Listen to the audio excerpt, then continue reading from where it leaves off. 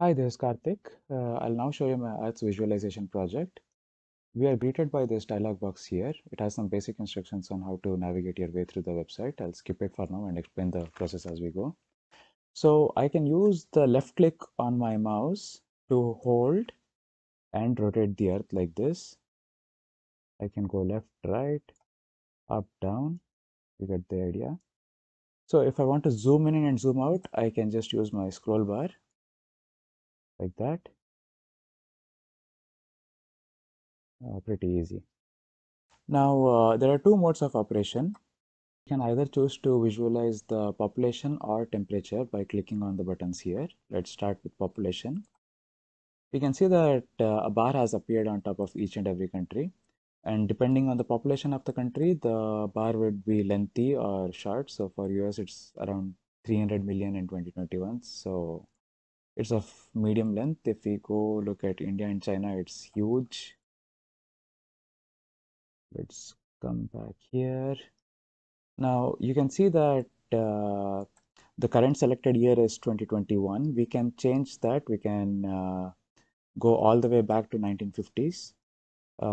We can all we have to do is just click and hold this green slider, and either we can just randomly select a location here, or we can just drag it across. Let's try dragging it across. So in 1950, the population is a lot less. Let's go back up 2021. Or select some random spot here, 1984. Now if I want to get a particular number, so I can click on Russia. So in 2021 it's 1.144 million. Again, I can just drag this across and the number will change accordingly according to the year. And that's pretty much it for population. Now let's move on to the temperature. So I'll click on temperature here. You can see that I have heat maps on some selected cities for the year 2012, and I can again drag this slider. So December is winter. You can see that there is more blue, and if a particular square is fully blue, that means it's averaging minus 20 degrees Celsius. If it's fully red, that means it's averaging 40 degrees Celsius.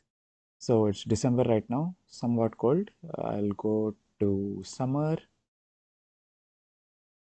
then again back to January, where it's cold again. Summer, it's hot.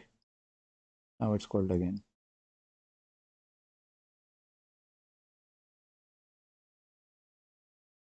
If I want to get a particular reading of temperature for some particular city or region, I can simply click on the region. So for the city of Madrid, it's December, so it's 4 degrees. I'll just slide it over here. Summer, it's around 20.